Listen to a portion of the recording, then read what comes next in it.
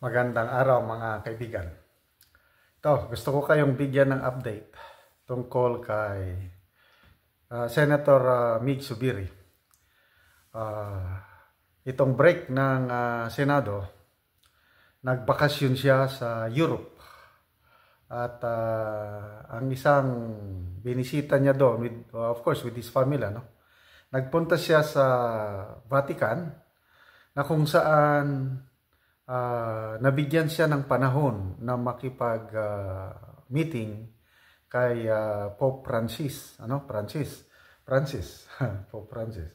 Okay, so dito, sa pag-uusap ng dalawa, balita ngayon sa Philippine Star, Pope Francis to Zubiri, protect the family. So, yun po.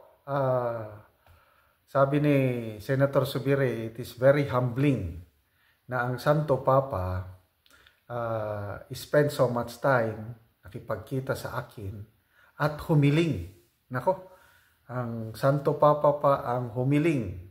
So, to me, this is an honor for Senator Zubiri na nakausap niya mismo ang Santo Papa at ang Santo Papa ang humiling sa kanya. So ano ang hiling ng Santo Papa?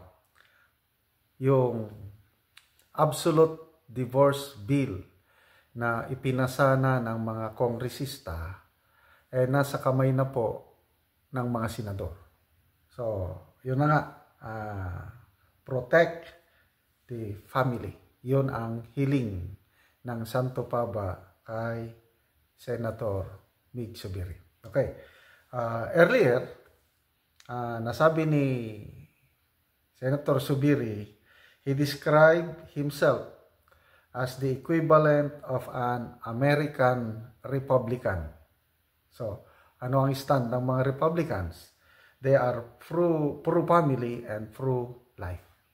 So, sa Amerika, ayaw nila ng divorce. Itong mga Republican, they are pro-life, ayaw nila ng abortion. Yun ang basic principles ng Republicans. So, sabi ni Senator Zubiri, ito, mga pronouncement niya, I am always going to remember his reminder, yung Santo Papa. And I'm going to do my best to protect the family values that hold our nation together. Okay? So, sa buong mundo, Pilipinas na lang ang natatanging bansa, yung secular state na walang divorce law. Ang pangalawa, of course, yung Vatican City. Against talaga ang Roman Catholic Church sa divorce. So,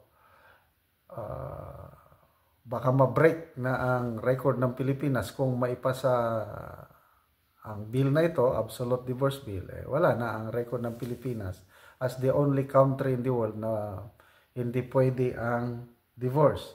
So, nung nag-break na po ang Senado, nabanggit ko na kanina,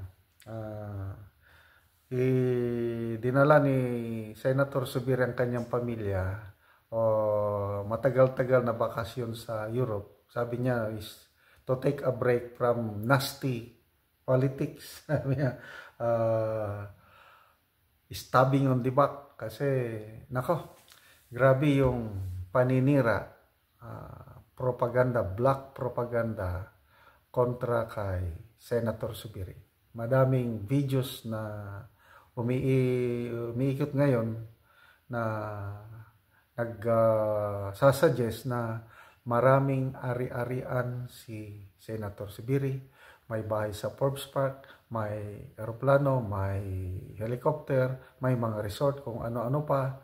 So, sabi nga ni Senator Ejercito na well-funded, ginastusan ng gusto itong black propaganda against kay Senator Zubiri and of course yung 6 other senators, yung kasama niya sa Sulit 7, sinisiraan sila. Kaya ito, ang ginawa po ni Senator Zubiri, break muna sa politika at dinala ang pamilya. Ito, binisita nila ang Vatican at nakausap mismo ang Santo Papa. So, mabuti na lang at hindi busy ang Santo Papa. So, yung weekly catechesis and prayers for world peace, doon nagkaroon ng time na makipag-meeting si Subiri kay Santo Papa. Ano? So, sinamahan sila. Meron tayong Philippine Ambassador to the Holy See, Myla Grace Rahenia Makahili. So, ulitin ko isang siyudad lang ito, Vatican City. Malit lang. Kaya lang, it is considered a separate nation. Kaya may ambassador tayo doon. So, our Catholic faith, sabi ni Senator Subiri, our Catholic faith is so important to our family. So it was very humbling to have the Pope give us so much of his time. Ako, maswerte talaga itong si Senator Subiri. So much of his time and attention. He seemed especially fond of our youngest boy and even asked him to learn Spanish. Hindi nakalagay dito sa balita kung how many hours. Nako, yung for a Catholic, yung few minutes mo lang na makausap ang Santo Papa, malaking bagay na yun. And I believe, medyo matagal-tagal ang pag-uusap. Okay. So, sa meeting nila, the senator introduced himself as a pro-life and pro-family legislator from the Philippines.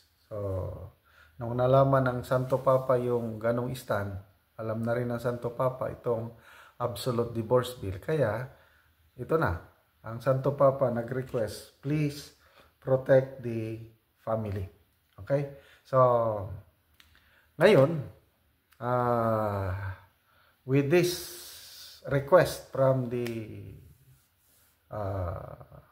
Pope, yung Solid 7, okay? Sino bang pro-divorce? Parang wala akong makita. Subiri, Ligarda, parang pro-divorce si Ligarda. Subiri, Villanueva, Ejercito, Gatchalian, sino pa?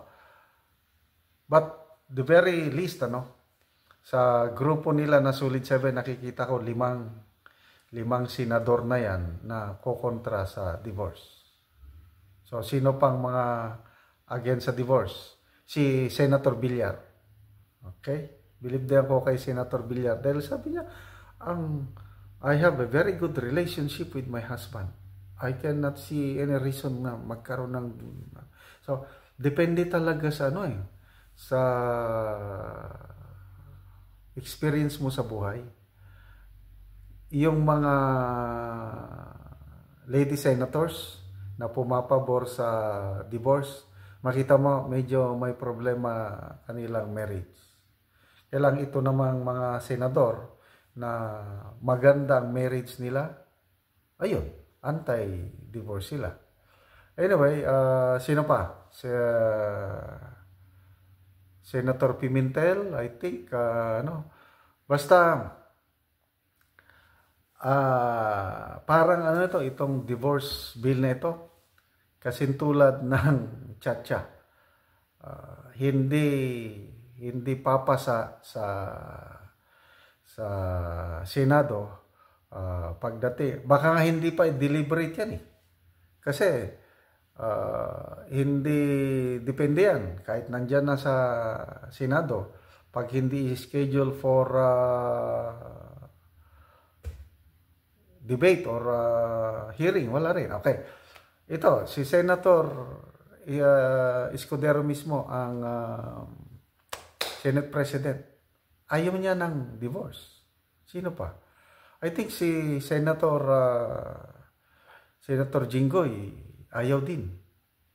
Kasi, sabi ni, yan, tama. So, itong grupo ni Escudero, Jinggoy, plus dito kay Subiri and Villanueva, puros ayaw.